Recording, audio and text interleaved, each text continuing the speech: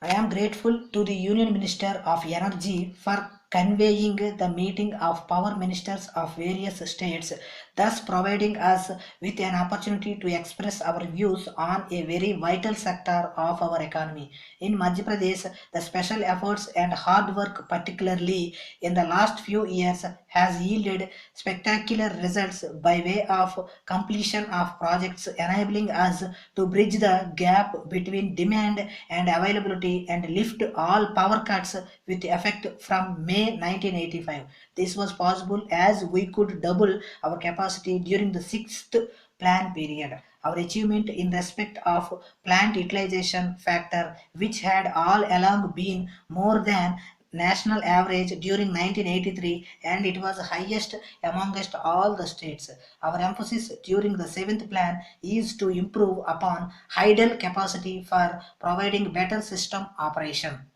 My intention in mentioning external factors is related to environmental, ecological, and those coming within the purview for Forest Conservation Act 1980. The World Bank has approved to provide assistance to the tune of rupees 300 crores for our new project.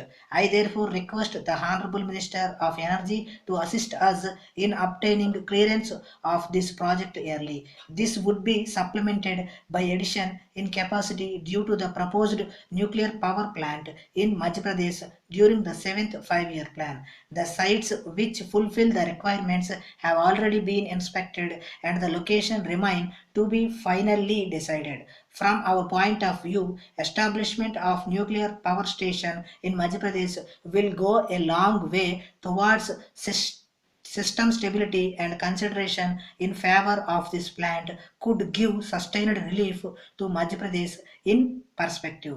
Based on the assessment made by the 12th Annual Power Survey Committee formed by the Government of India, it has been observed that there will be shortage of power in meeting the peak demand during first 4 years of seventh plan, while there will be some surplus energy after meeting the requirement. This is based on the assumption that various idle projects will be commissioned as per scheduled.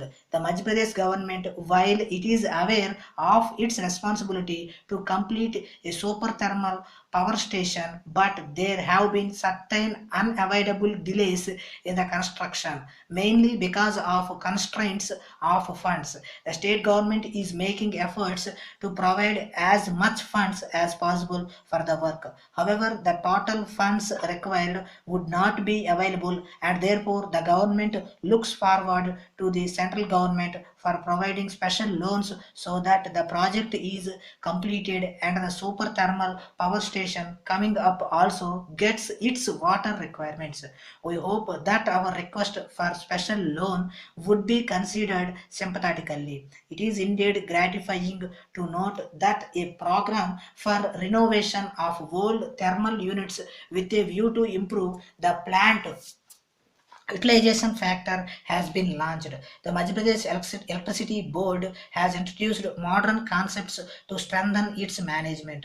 Specialization of cadres, training departmental facilities for manufacture of concrete poles, fabrication of transmission line towers, and line hardware repairs of failed transformers, and computerization of consumers billing, stores inventory, vehicle management, and monitoring of interruptions are some important features deserving mention. There is, however, need to strengthen training facilities and improve our efforts on all the sites.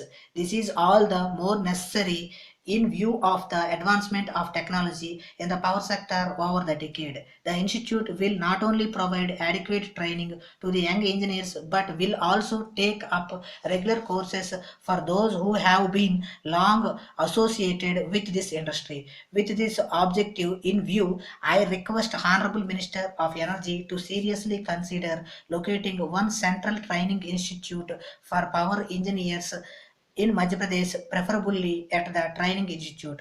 We have learned quite a few lessons from our experience of continued power shortage, and one such lesson is our increased awareness to energy conservation measures.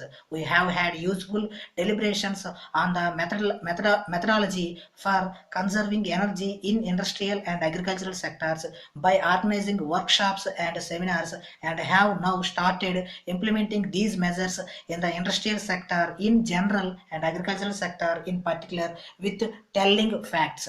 I it would be appropriate to mention that we have reached take-off stage in adopting measures towards energy conservation, but the scope is so vast that we may be required to identify the measures separately for each sector of our economy and to ensure implementation by close monitoring. Industries adopting these methods and showing definite measurable results need to be encouraged through adequate incentives. Electricity boards implementing the same on agricultural and other sectors need to be rewarded.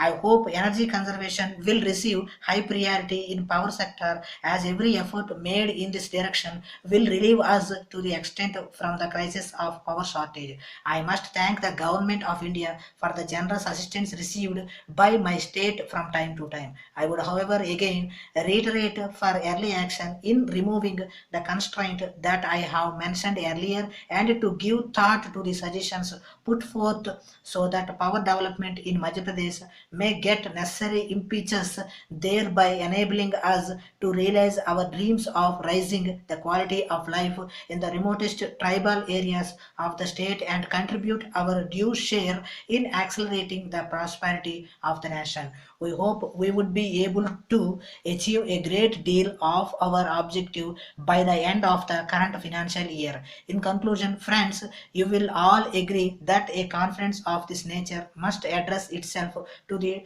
tasks before us with determination and resolve, and in a pragmatic manner. I thank you once again for giving me this opportunity to address the distinguished delegates, other members regarding our achievements, programs, problems, and to make some useful suggestions.